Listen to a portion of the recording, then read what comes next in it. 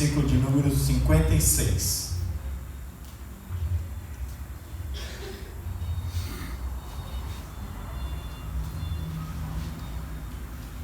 É apenas um versículo que nós vamos estar lendo, mas eu queria que você mesmo assentado,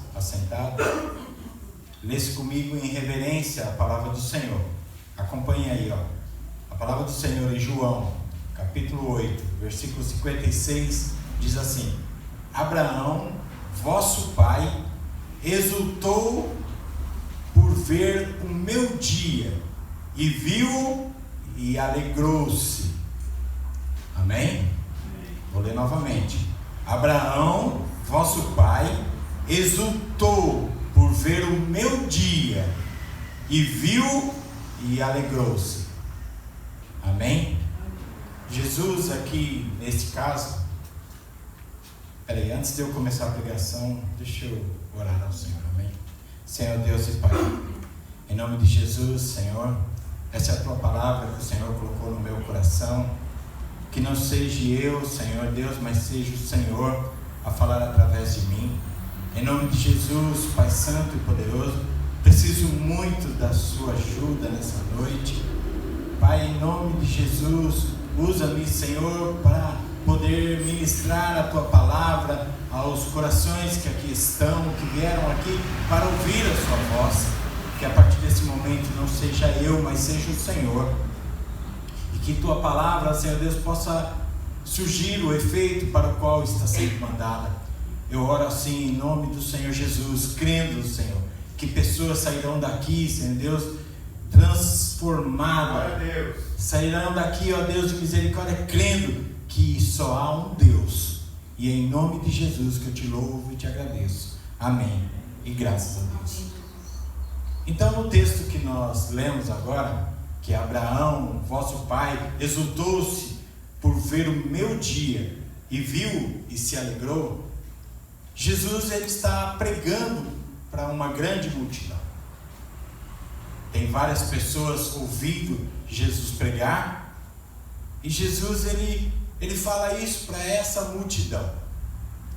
Como muitas pessoas que sobem aqui no púlpito e às vezes estão pregando a palavra do Senhor, às vezes eles falam algo ou dizem algo que a pessoa fica pensando naquilo, mas como pode ser isso?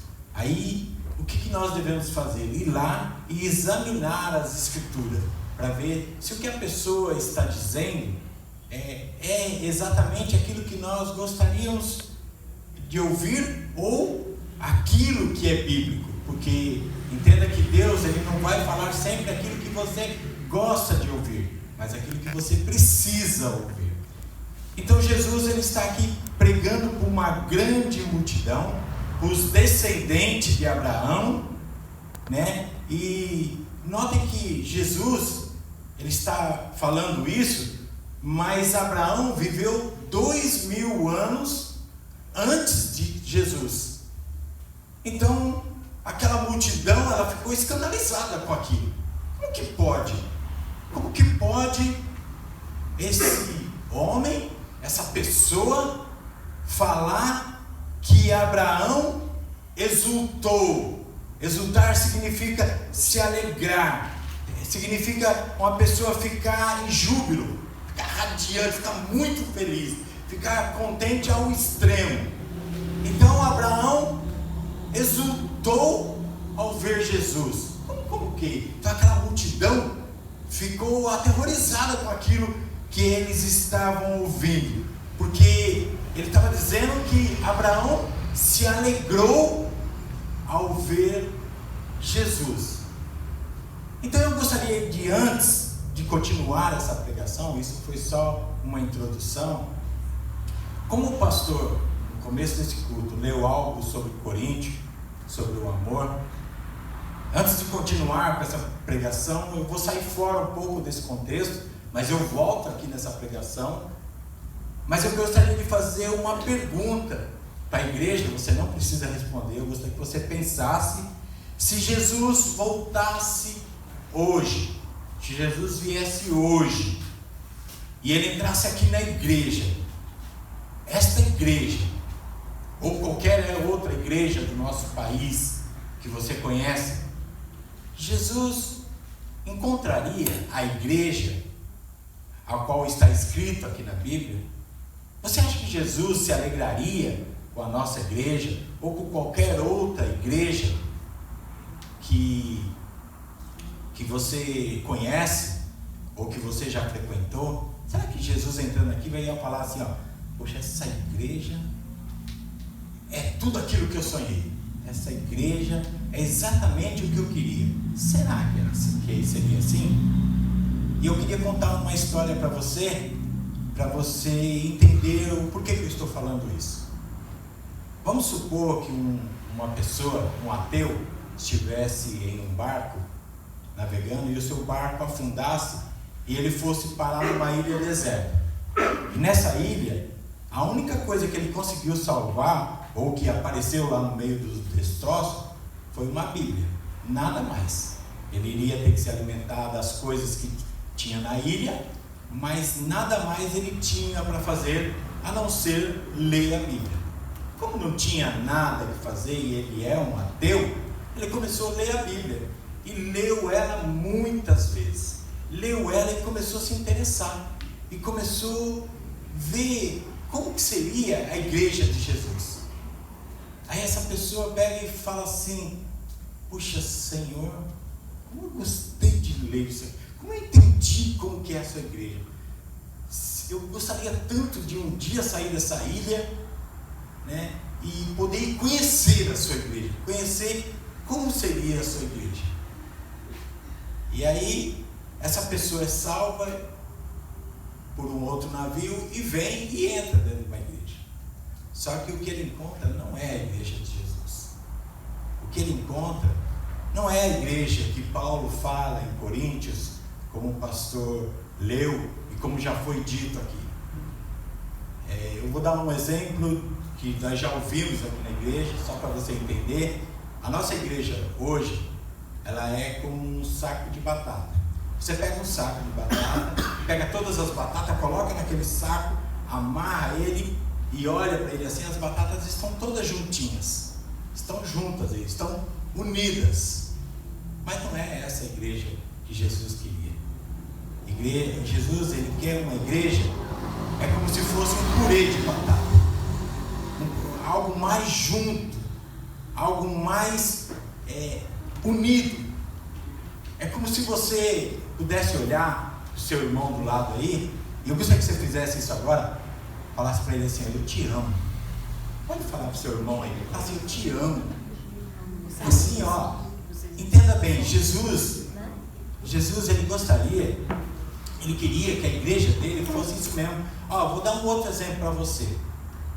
Imagine você tem um irmão, ou você tem um filho, uma filha, e ele sai de casa e não volta. Dá 10 horas da noite, ele não volta. Da meia-noite, ele não volta. No outro dia de manhã, você acorda e ele não apareceu. Você fica tremendamente preocupado com esse seu filho. Você vai na polícia, você começa a procurar ele em tudo quanto é lugar. Por que ele não voltou para casa? Por quê? É assim que nós deveríamos agir na igreja. Quando nós olhássemos para o banco e não víssemos o nosso irmão, nossa, meu irmão não veio, o que será que está acontecendo com ele? Por que ele não está aqui? É assim que Jesus queria. Quando você recebesse ele lá, é como se você não visse ele há tanto tempo. Você desse um abraço nele, para: meu querido, como eu te amo, como eu gosto de você. É assim que Jesus quer a igreja dele, unida como um purê mesmo, como algo assim, junto. Não, um saco de batata, pessoas sentadas lado a lado. E aqueles que você conhece, você até dá Pai do Senhor e dá um sorriso, mas os que você não conhece, Pai do Senhor, e volta e senta e acabou. Não é essa a igreja que Jesus queria. O amor que o pastor leu aqui em Coríntios é um amor verdadeiro, um amor de irmão, um amor de pai, um amor mais junto, mais unido. Não esse amor que nós falsamente declaramos. Então vocês me perdoem por parar essa pregação falar isso, porque quando o pastor leu sobre o amor, isso ficou em mim, eu tenho que falar isso. E eu não poderia continuar essa pregação sem que vocês entendessem a igreja que Jesus quer. A igreja que Jesus quer não é uma igreja que você senta ao lado do teu irmão e simplesmente depois vai embora. Jesus, ele quer que você seja uma pessoa radiante quando você falar do Evangelho. Nossa, minha igreja é maravilhosa. A minha igreja, os irmãos lá são tão amorosos. Quando eles não vêm ao culto, eu vou atrás deles, eu vou lá. Irmão, você não foi, você está com algum problema? Você está precisando de alguma coisa? Você tem alguma necessidade? Não, está tudo bem, graças a Deus. Então eu quero orar por você. Eu quero estar junto, eu me preocupo com você. Você faz isso com o seu filho, você faz isso com o seu irmão. Se seu irmão não aparece e você está em casa, deu meia-noite e ele não chegou, você já começa a pensar: o que será que aconteceu com meu irmão? Será que foi algo ruim? Por que não com o seu irmão que está aqui e ele tem o mesmo sangue que você? É o sangue de Jesus, é um sangue precioso. Então essa igreja que Jesus gostaria de ver, e nós não somos essa igreja, ainda não, mas eu creio que nós seremos. E é para isso que Jesus, em cultos como esse, nos ensina a amar verdadeiramente. Amém? Voltando ao texto, Abraão, vosso pai, exultou por ver o meu dia e viu e se alegrou. Então aquelas pessoas, elas acharam aquilo um absurdo. Era a mesma coisa que se eu dissesse assim para um de vocês: ó, eu conheci o seu tataravô, brinquei com ele, joguei bola com ele, nós íamos para o cinema junto. Vamos, quantos anos você tem? Quantos anos você tem que você viu meu tataravô? Absurdo Jesus falar uma coisa dessa.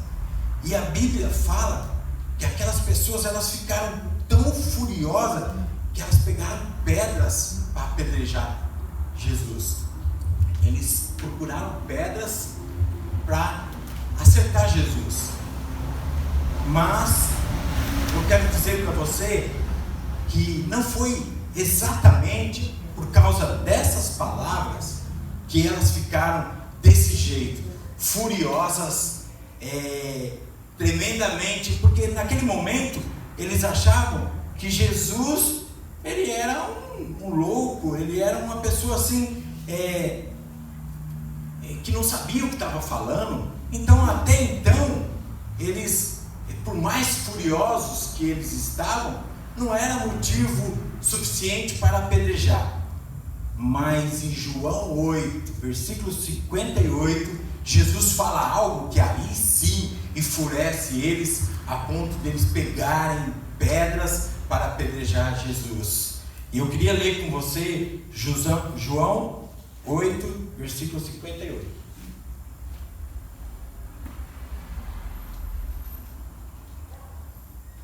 E o interessante é que Jesus fala isso em aramaico, e eles entendem exatamente o que Jesus quer dizer. A palavra do Senhor diz assim: e disse-lhes Jesus: em verdade vos digo, que antes que Abraão existisse, eu sou. Olha o que Jesus está dizendo: eu sou. Jesus, ele está falando em aramaico o nome de Deus. Isso enfurece aquelas pessoas a tal ponto. Como que pode? Como que absurdo! Esse cara, além de louco de falar que conheceu Abraão, que viveu há 2000 anos atrás, agora vem falar que é Deus? Que absurdo é esse? Aí eles pegam pedras para apedrejar Jesus. Para eles aquilo que Jesus estava falando era uma blasfêmia. Ele está falando que é Deus. Só que eles não conheciam, ou não sabiam o que nós sabemos, que está lá em Colossenses capítulo 1, versículo 16, que diz assim, porque nele foram criadas todas as coisas que há nos céus e na terra, visíveis e invisíveis, sejam tronos, sejam dominações, sejam principados, sejam potestades, tudo foi criado por Ele e para Ele. Então, eles não sabiam, não entendiam o que Jesus estava falando. Aquele povo todo com pedras em suas mãos, eles estão lá prontos para apedrejar Jesus, e o texto diz que acontece algo tremendo, algo que a Bíblia relata que nós muitas vezes não prestamos atenção. Você imagina uma multidão aqui, né? Todos com pedra na mão para apedrejar. Por onde Jesus vai passar, qualquer tentativa que Jesus fugir, eles começariam a atacar pedra. E a Bíblia fala que Jesus começa a passar no meio deles, eles com pedras na mão, e Jesus passando, e eles não enxergavam Jesus, eles não viam Jesus saindo, porque eles estavam tão furiosos, querendo tacar pedra em Jesus.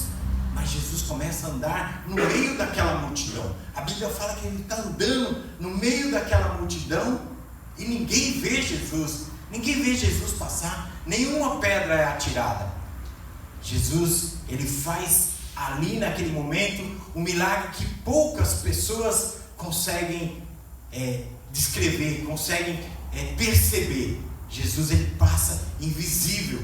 Hoje em dia nós podemos usar essa palavra. Jesus passa invisível a eles no meio daquela multidão. E quando foi que Jesus viu Abraão? Por que a Bíblia fala que Jesus viu Abraão? Existe um relato na Bíblia, e eu vou entrar nesse relato, mas eu vou entrar com muito temor, e depois o pastor pode até esclarecer sobre isso, e eu vou pregar sobre isso. Existe um relato na Bíblia em que Abraão realmente exultou-se ao ver Jesus. Ele ficou numa alegria estonteante, uma alegria tremenda, porque Abraão, ele era uma pessoa rica, realizado financeiramente, realizado com a sua família. Ele tem o seu filho, e notem que Abraão, Deus promete para ele um filho, o filho da promessa, Isaque. E aí o que acontece? Quando esse filho pega uma determinada idade, Deus pede aquele filho a Abraão. Deus pede para Abraão entregar aquele filho em holocausto, em sacrifício. Veja que para um pai receber uma notícia dessa, um filho tão esperado, que ele já teve na sua velhice, isso foi algo de muita tristeza para Abraão. Note que Abraão, ele recebeu aquilo lá, mas ele não podia comentar aquilo com ninguém, porque qual seria a reação de Sara se ele falasse: é o seguinte, nós esperamos tanto tempo para ter Isaque, o filho da promessa, e agora Deus pediu para que eu entregue ele em sacrifício, para que eu entregue ele em holocausto, e eu vou ter que levar ele até um alto monte e sacrificar ele a Deus. Vou ter que obedecer isso daí. Vocês acham que Sara deixaria Abraão fazer isso? Meu único filho, você vai fazer uma coisa dessa? Negativo. Ele só sai daqui se você me matar, mas ele não vai sair. Essa seria a reação de uma mãe. Mas é para Deus. Não vai levar. Com certeza ela falaria isso. Você que é mãe, você que é pai, sabe que a reação de Sara não seria das melhores. Sara provavelmente iria odiar. Ela pegaria um ódio pelo seu esposo por conta disso. Então ele não podia contar a Sara o que Deus havia pedido. Ele teria que guardar aquilo para si. E Abraão, no dia seguinte, ele pega o seu filho, pega 2 moços, 2 escravos dele lá para ir junto, e eles começam essa peregrinação, esse caminhar para sacrificar aquela criança, para fazer aquilo. Só que Abraão, ele tinha certeza, ele tinha fé que ainda que ele fizesse aquilo, Deus poderia ressuscitar o seu filho. Lá em Gênesis 22, 5, olha que Abraão fala para os moços, para os escravos que estavam com ele. E disse Abraão aos seus moços: ficai-vos aqui com o jumento, e eu e o moço iremos até ali, e havendo adorado, tornaremos a vós. Então Abraão, ele tinha certeza que Deus poderia fazer o milagre de ressuscitar e voltaria com o filho dele. Porém, o pai que iria gostar de chegar lá e enfiar um cutelo, uma faca, no nosso tempo, no seu filho, ver ele sangrar e esperando Deus fazer isso. Abraão, com certeza, ele estava sofrendo porque ele não podia falar com ninguém, não poderia comentar com ninguém, teria que fazer aquela caminhada, né? E ainda para piorar a situação, o filho dele faz a seguinte pergunta, em Gênesis 22, 7. Então falou Isaque a Abraão, seu pai, e disse: meu pai. E ele disse: eis-me aqui, meu filho. E ele disse: eis aqui o fogo e a lenha, mas onde está o cordeiro para o holocausto? Você vê que Abraão já está preocupado, triste com aquela situação, pensativo do que vai acontecer, e a criança está indo com ele, faz essa pergunta, e ele quer entender, como todas as crianças, o que vai acontecer naquele momento. E Abraão disse para o seu filho, né? Deus proverá para si o holocausto, meu filho. Assim continuaram ambos juntos. E quando chega naquele local, Abraão, em lágrimas, provavelmente, começa a amarrar as pernas, as mãos de Isaque. E então o filho da promessa, o filho que ama tanto o seu pai e a sua mãe, naquele momento ele entende que ele é o cordeiro, que ele é o sacrifício. E Abraão, ele pega Isaque, coloca Isaque em cima da lenha, e Abraão ergue aquele cutelo, aquela faca, para sacrificar. Quando Abraão vai golpear, quando ele vai dar o golpe fatal, Abraão ouve uma voz, Deus bradando atrás dele. E Gênesis 22, versículo 11 e 12, Deus fala assim com Abraão: Abraão, Abraão.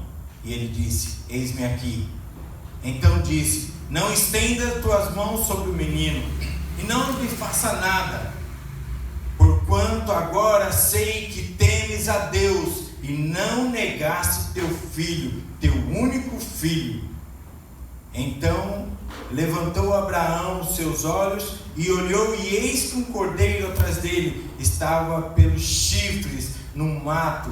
E foi Abraão e tomou o carneiro e ofereceu-o em holocausto em lugar de seu filho.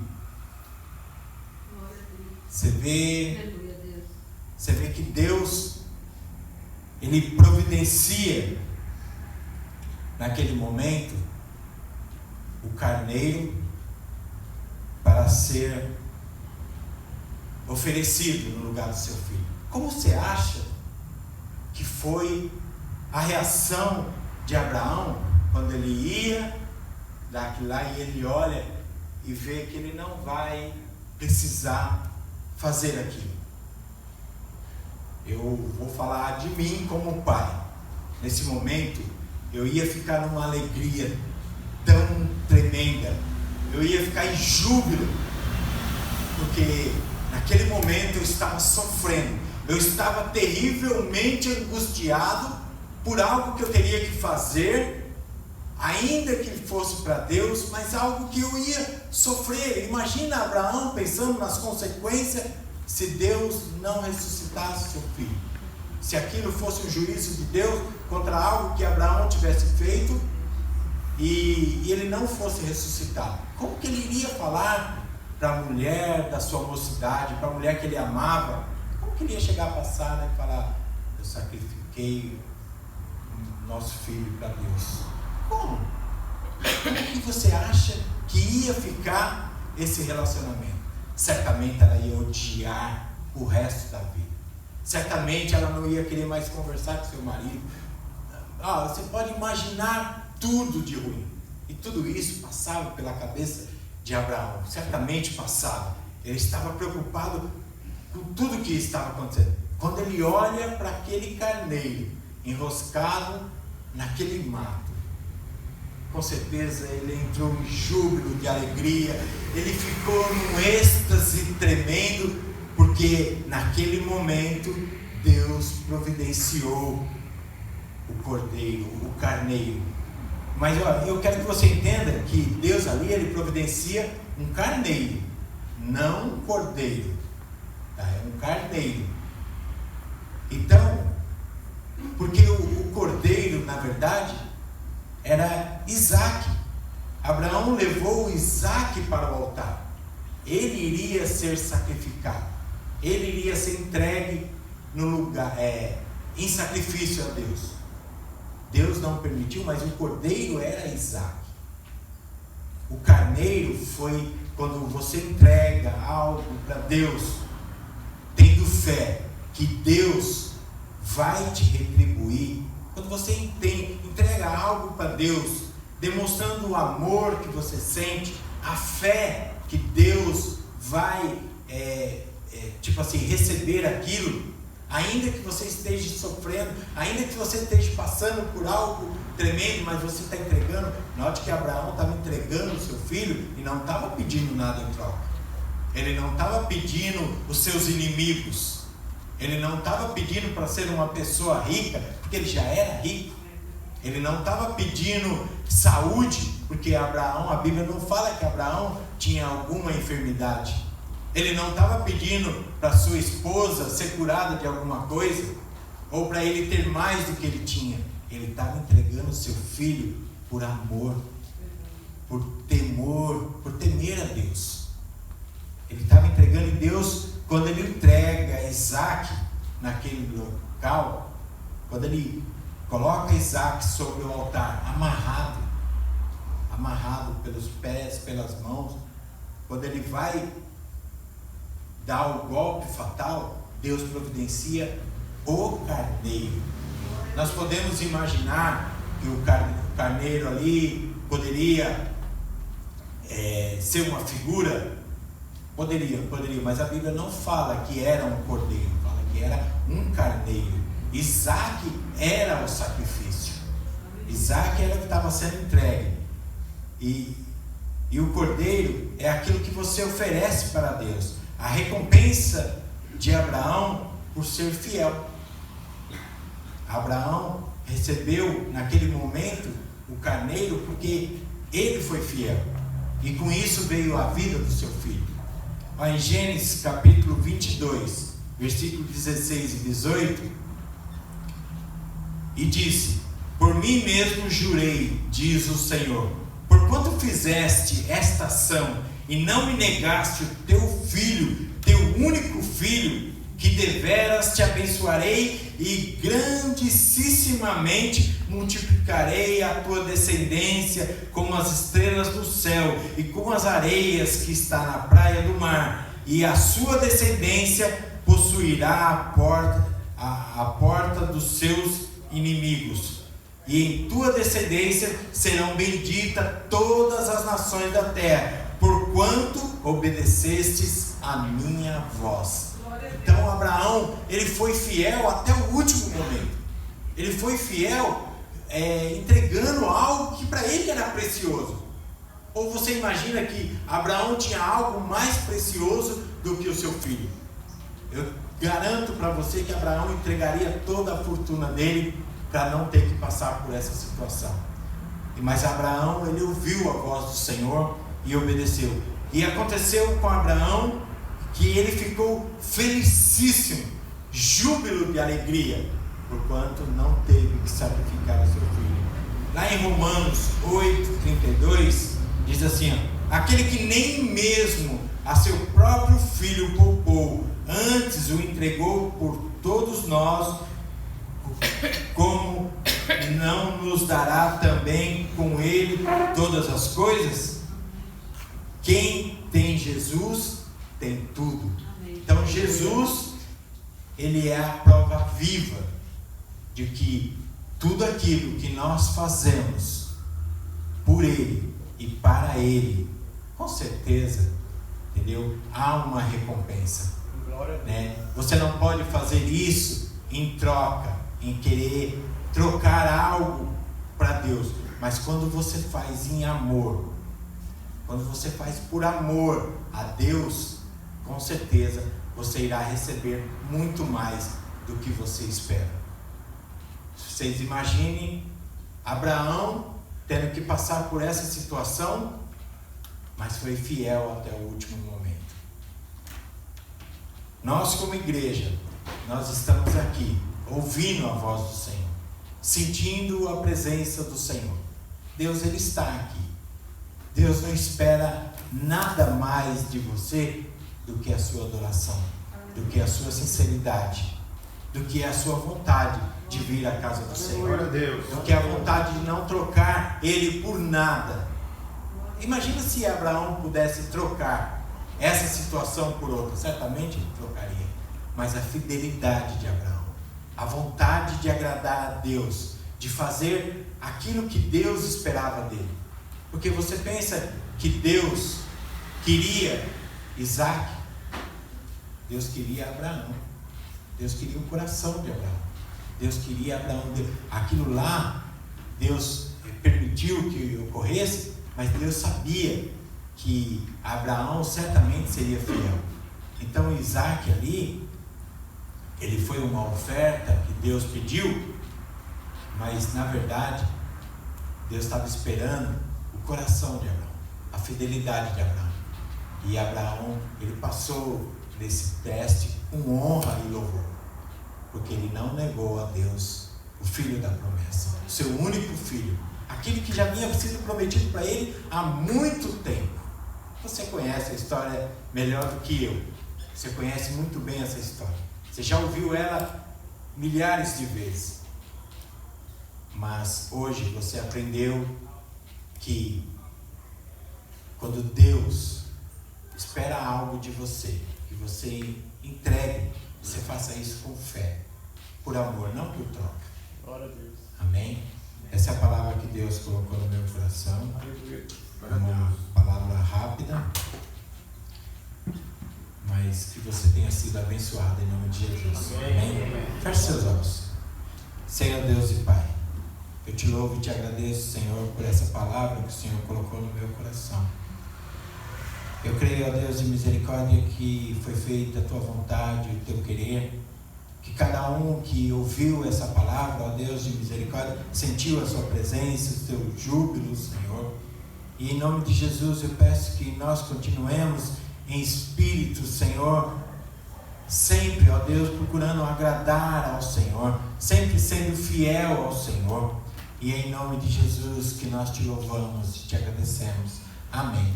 E graças a Deus. Aplauda o Senhor. Amém.